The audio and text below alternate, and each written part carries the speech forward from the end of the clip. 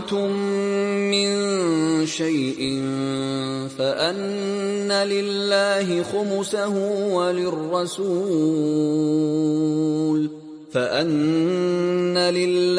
خمسه وللرسول ولذي القربى واليتامى والمساكين وابن السبيل إن كنتم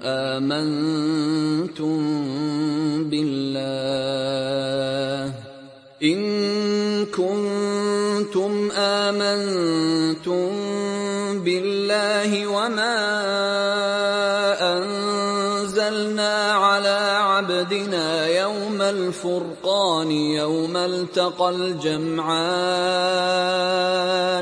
والله على كل شيء قدير ولقد نصركم الله ببدر وأنتم أذلة فاتقوا الله لعلكم تشكرون إذ تقول للمؤمنين ألن يكفيكم أن يمدكم ربكم ب3,000 من الملائكة منزلين بلى إن تصبروا وتتقوا ويأتوكم من فورهم هذا يمددكم ربكم ب5,000 من الملائكة مسومين. Bismillahirrahmanirrahim. Assalamualaikum warahmatullahi wabarakatuh. Santri Imanul Islam, bagaimana kabarnya hari ini?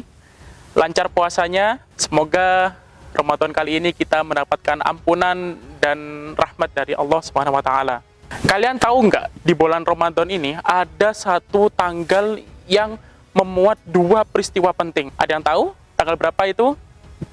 17 Ramadan. Di tanggal 17 Ramadan ada dua peristiwa yang penting.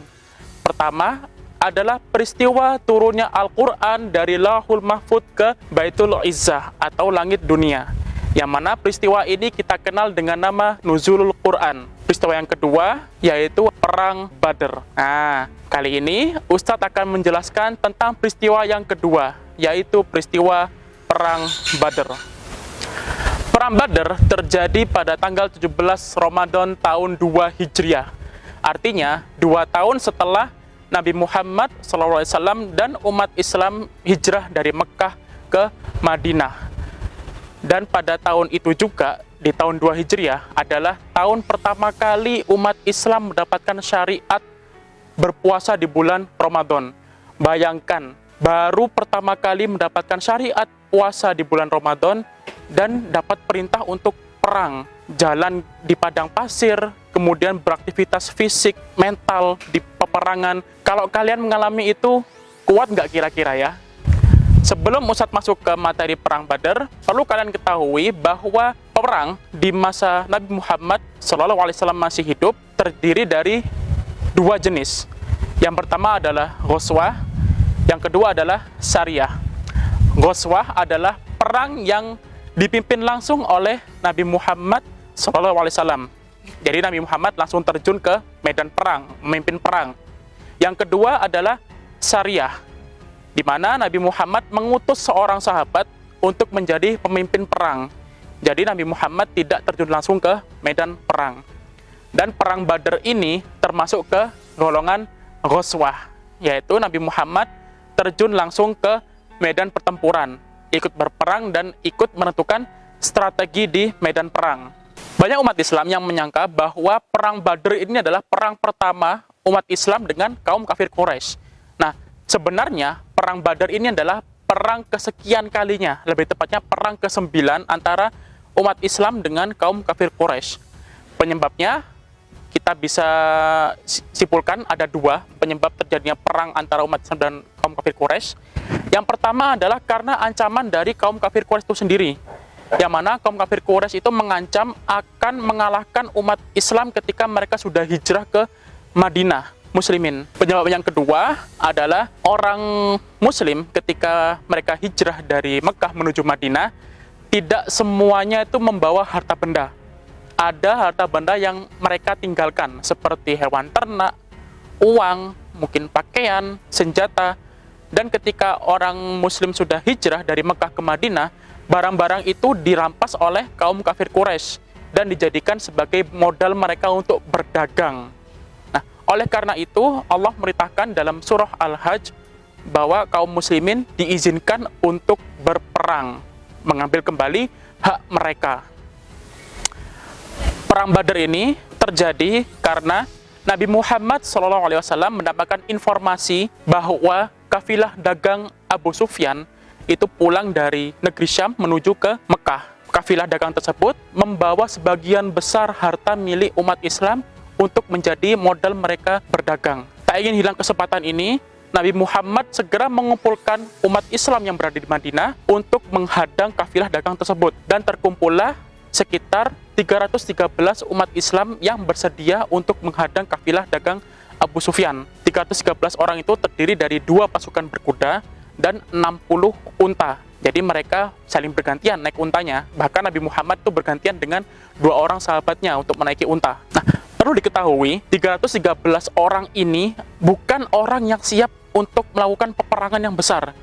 Mereka hanya berniat untuk menghadang kafilah dagang, bukan untuk berperang. Jadi mereka ya tidak membawa perbekalan yang cukup, mereka hanya membawa sedikit makanan, mereka hanya membawa senjata yang ya sedikit saja, dan mereka tidak dilengkapi dengan baju besi. Akhirnya pada awal bulan Ramadan, Nabi Muhammad beserta 313 orang lainnya berangkat dari Madinah menuju lembah Badr. Di pihak kafilah Abu Sufyan, ternyata Abu Sufyan juga tahu bahwa dirinya akan dihadang oleh kaum muslimin. Akhirnya Abu Sufyan pun mengutus salah satu anggota kafilahnya untuk pergi ke Mekah dan mengabarkan kepada Abu Jahal beserta warga Mekah bahwa kafilah dagang mereka akan dihadang oleh kaum muslimin. Singkat cerita, utusan itu sampai ke Mekah dan segera mengatakan ke Abu Jahal, pemimpin Mekah pada saat itu, bahwa kafilah dagang Abu Sufyan dihadang oleh kaum muslimin dan mereka minta bantuan kepada warga Mekah.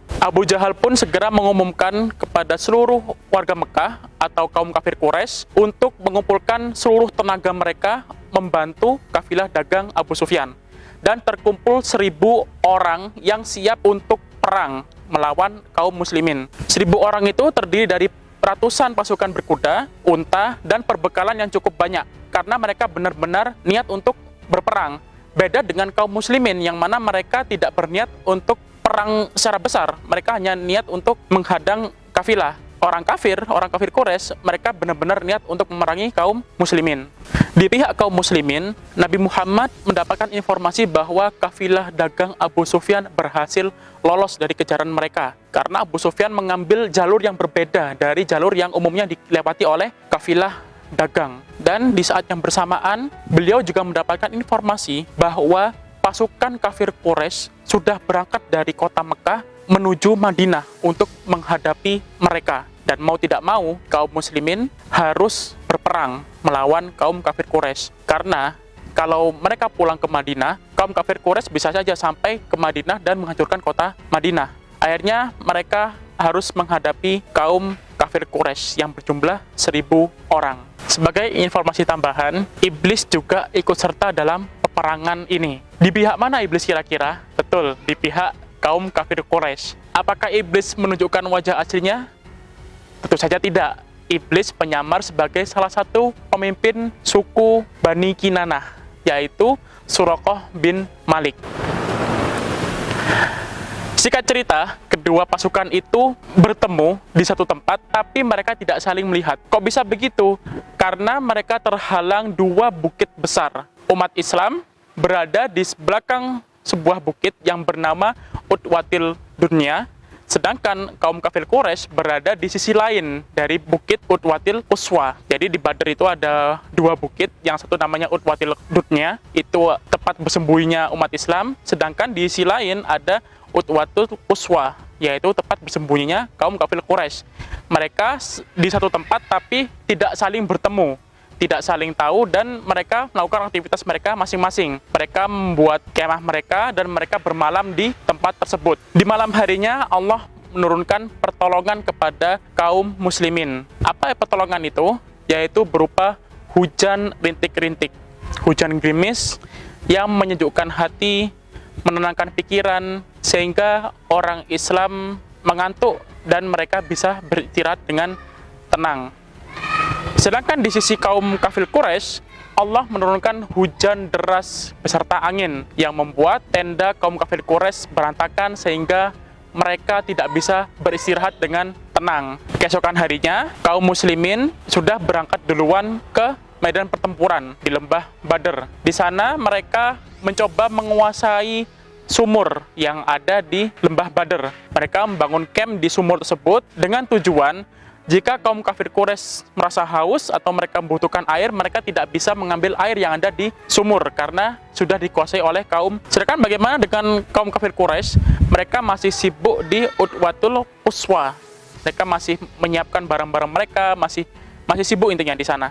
Sedangkan kaum muslimin, pasukan Islam sudah bersiap di medan pertempuran dan mereka menguasai sumur untuk perlengkapan untuk kebutuhan mereka dalam menghadapi peperangan. Di malam harinya, kaum muslimin berdoa, beribadah kepada Allah, meminta agar mereka mendapatkan hasil yang terbaik dari peperangan yang akan dilaksanakan esok hari. Keesokan harinya, tanggal 17 Ramadan, memasuki waktu duha, kaum kafir Quraisy tiba di lembah Badr. Benar dugaan kaum muslimin, mereka membutuhkan air dan mereka tidak bisa mengambil air karena sumur sudah dikuasai kaum muslimin. Dan apa yang terjadi ketika mereka mencoba untuk mengambil air di camp milik kaum muslimin?